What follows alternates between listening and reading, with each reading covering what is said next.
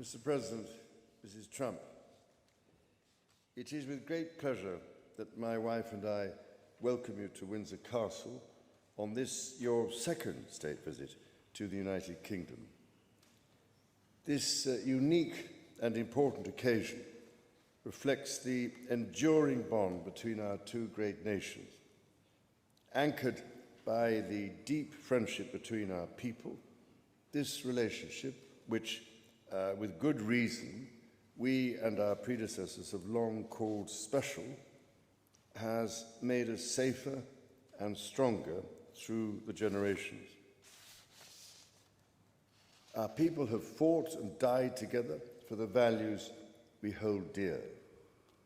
We have innovated, traded, and created together, fueling our economies and cultures through myriad forms of exchange.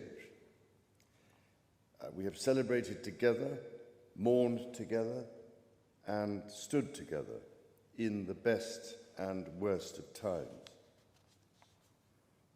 Mr. President, as we approach the 250th anniversary of the Declaration of Independence next year, it is remarkable to think just how far we have come.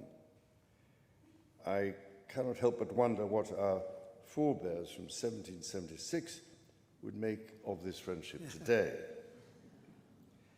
The rebel commander and pioneering First President George Washington famously vowed never to set foot on British soil. And my 5 times great-grandfather, King George III, for his part, did not spare his words when he spoke of the revolutionary leaders.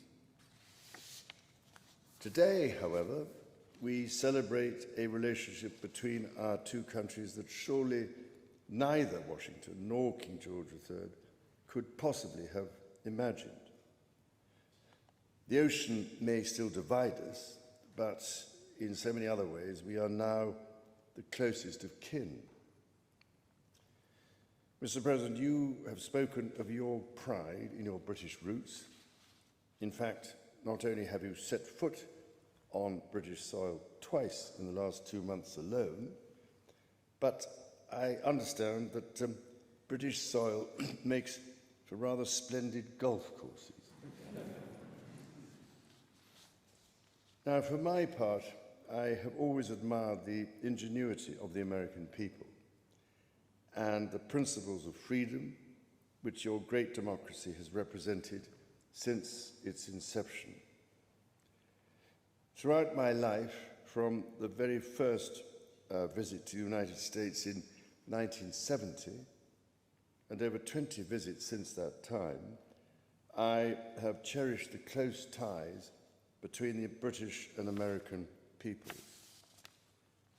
In fact, had the media succeeded in the 1970s in their own attempt at deepening the special relationship, I myself might have been married off within the Nixon family. Mr. President, from York to New York, from Birmingham, England to Birmingham, Alabama, we are united by a common language and shared heritage. The many thousands of people from each of our countries who have made the other their home have enriched our societies immeasurably, a fact that gives me the greatest pride.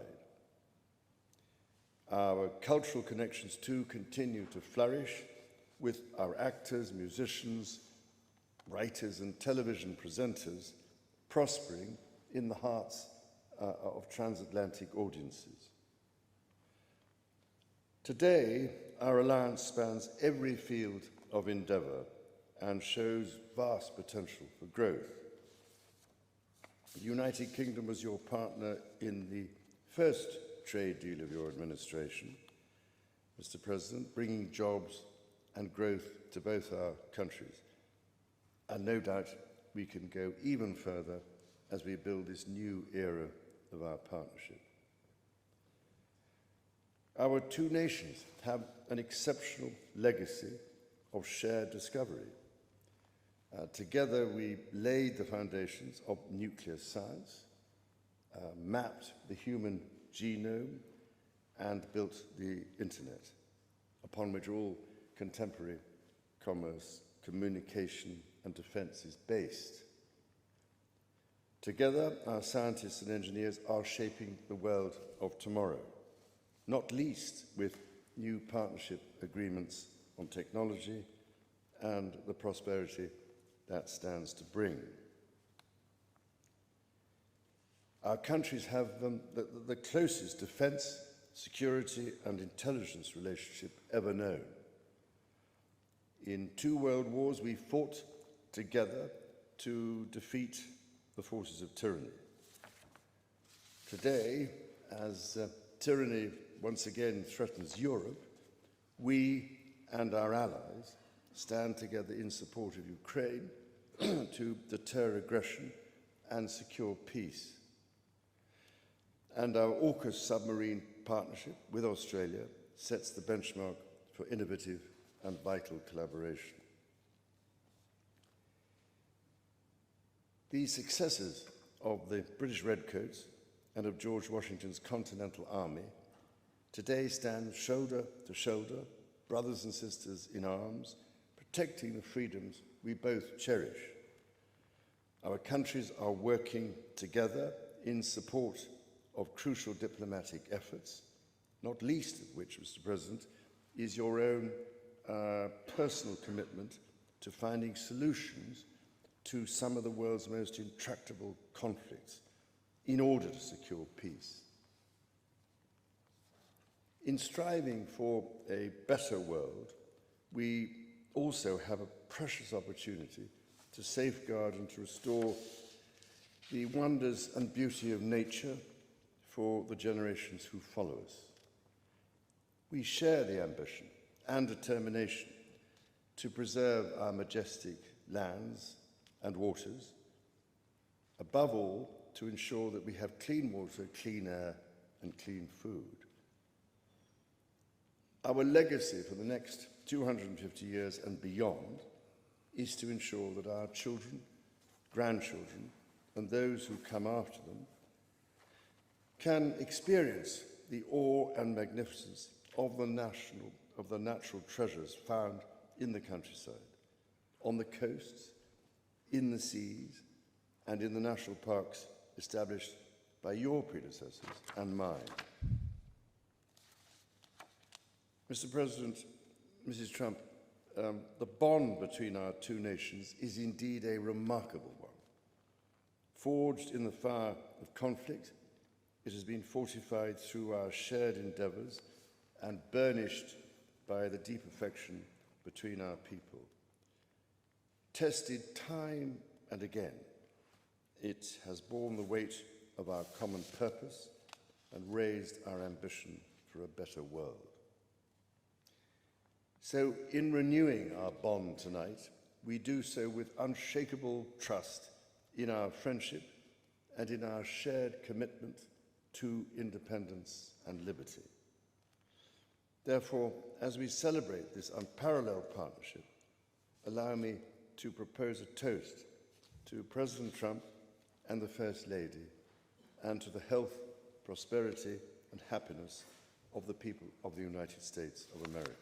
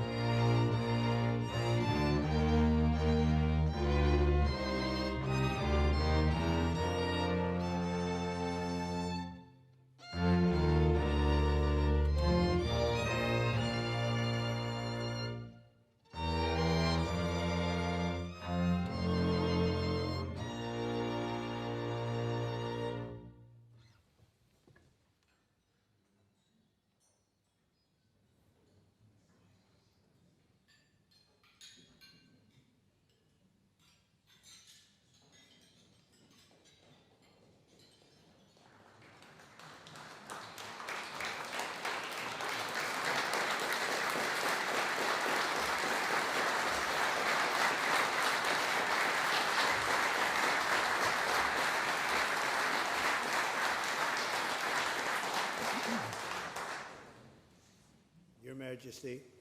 Melania and I are deeply grateful to you and Queen Camilla for your extraordinary graciousness. And to William and Kate, thank you so much. It's been so great being with you today. Thank you very much.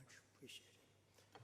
It's a singular privilege to be the first American president welcomed here. And if you think about it, it's a lot of presidents, and this was the second state visit, and that's the first, and maybe that's going to be the last time. I hope it is, actually. But this is truly one of the highest honors of my life. Such respect for you and such respect for your country. For many decades, His Majesty the King has epitomized the fortitude, nobility, and the spirit of the British monarchy and the British people. He's dedicated himself to preserving the glory and unique character of this kingdom, restoring life to the rivers and streams, supporting the works of its artists and composers, planting trees and gardens in its countryside. And I just visited one of the most beautiful I've ever seen that you just completed, and protecting the architectural integrity of cities, villages, and towns. He has uplifted the poor, cared for rural farmers, and tended to wounded veterans like nobody else. I'll tell you that I just stood in line and shook about 150 hands, and the king knew every single person and every single company, and some of them had bad names like XYZ-Q3, and he knew every one of them, or at least I think he did, because nobody was complaining. I was very impressed with that. But I just want to say that His Majesty has also raised a remarkable son in His Royal Highness, Prince of Wales. Really amazing. We've gotten to know you, and I think you're going to have an unbelievable success in the future. Melania and I are delighted to visit again with Prince William and to see Her Royal Highness, Princess Catherine, so radiant and so healthy, so beautiful. It's really a great honor. Thank you. Many years ago, His Majesty opened his archives to a biographer. Among the documents was a letter from 1993 in which he described the patriotism and guided his many projects. He wrote that he was, quote, entirely motivated by a desperate desire to put the great back into Great Britain. In the finest tradition of British sovereigns, he has given his whole heart, everything he's got, to those parts of Britain that are beyond the realm of mere legislation. It's not easy, but which define its essence and its virtue, its harmony, and its soul. It's an amazing calling, and there's nobody that's answered that calling like you have. A fifth of all of humanity speaks, writes, thinks, and prays in the language born on these isles and perfected in the pages of Shakespeare and Dickens and Tolkien, Lewis, Orwell, and Kipling. Incredible people, unbelievable people like we have rarely seen before, probably won't see again. The lion-hearted people of this kingdom defeated Napoleon, unleashed the Industrial Revolution, destroyed slavery, and defended civilization in the darkest days of fascism and communism. The British gave the world the Magna Carta, the modern parliament, and Francis Bacon's scientific method. They gave us the works of Locke, and Hobbes, Smith, and Burke, Newton, and Blackstone. The legal, intellectual, cultural, and political traditions of this kingdom have been among the highest achievements of mankind. There's really never been anything like it. The British Empire laid the foundations of law, liberty, free speech, and individual rights virtually everywhere the Union Jack has ever flown, including a place called America. You know that place very well, don't you? His Majesty spoke eloquently about the bond which inspired Sir Winston Churchill, and the bust is in the Oval Office right now, the beautiful bust of Winston Churchill, to coin the phrase special relationship. But seen from American eyes, the word special does not begin to do it justice. We're joined by history and fate, and by love and language, and by transcendent ties of culture, tradition, ancestry, and destiny. We're like two notes in one chord or two verses of the same poem, each beautiful on its own, but really meant to be played together. The bond of kinship and identity between America and the United Kingdom is priceless and eternal.